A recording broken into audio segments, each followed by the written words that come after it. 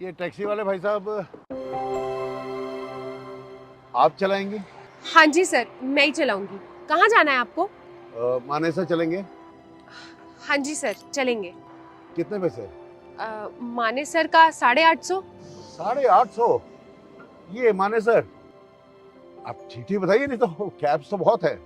Sir आप बताइए, आप कितना देंगे?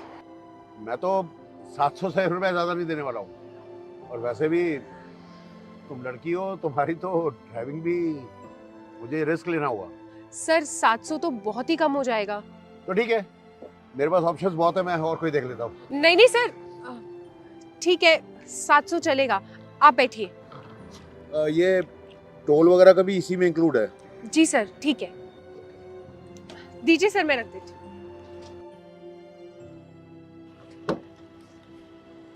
ये आपका सामान। बैठिए।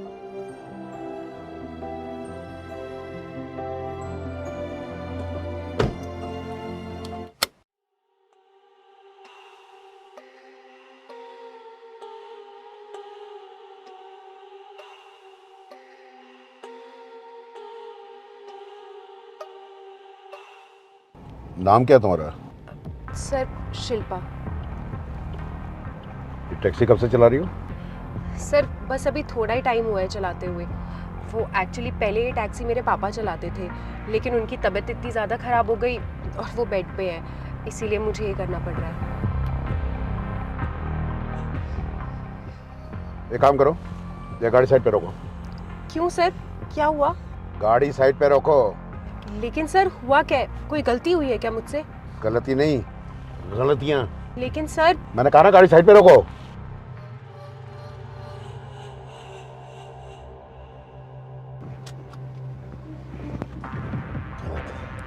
लेकिन सर हुआ क्या है? आप बैठे रहिए।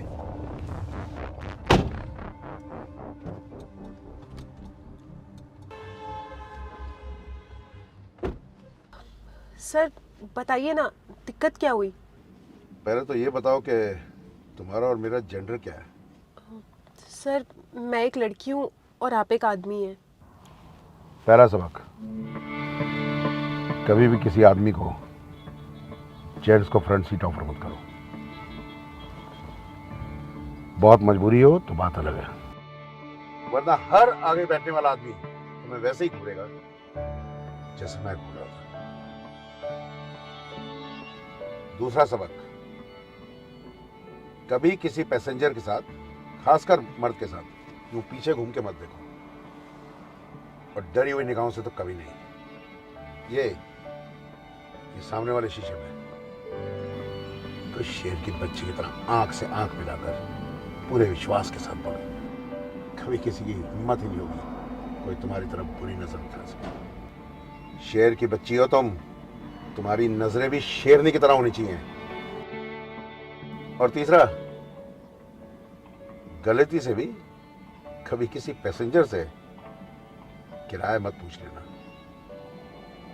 गाड़ी तुम्हारी है, काम तुम कर रही हो, ड्राइव तुम कर रही हो, तो किराया भी तुम तय करोगी। तुम किराया लोगी नहीं, किराया मांगोगी। बच्चे, मानेसर का किराया वहां बस अड्डे से 1100-1200 रुपए बनता है। तुमने पहले इतने कम मांगे। कितने? 850।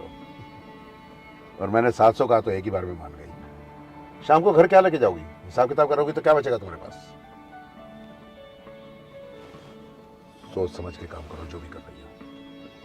एक आखिरी सबक, कम से कम आज का, तुम जो ये गाड़ी ड्राइविंग का काम कर रही हो ना, कोई आसान काम नहीं है बच्चे। And I appreciate you for that. काबिल तारीफ है तुम्हारी हिम्मत, तुम्हारा एक जज्बा। लेकिन अपने इस जज्बे को ना जज्बा बना के रखो, इसकी इस आग को कायम रखो।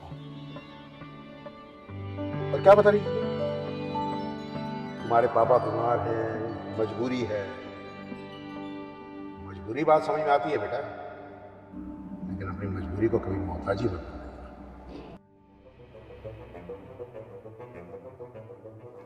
और सर वैसे भी तुम्हारे काम में तुम्हें कई गलत निगाह वाले, गलत नियत वाले, गलत फितरत वाले इंसान तो मिलेंगे। उनसे कैसे निपटोगी? बिल्कुल वैसे ही सर जैसे आपने मुझे सिखाया है, शेरनी की बच्ची की तरह आंखों में आंखें डाल के। शाबाश। चलो। Okay, thank you. ये तुम्हारे 1200 रुपए। Thank you sir. खुश रहो। हाँ जी मैडम, गुड़गांव तक चलोगे? हाँ जी बैठिए। कितने पैसे? 1300। 1300? ज़्यादा नहीं है कुछ? सर इतना ही रेट है, आपको चलना है तो बताइए। चलो कोई नहीं।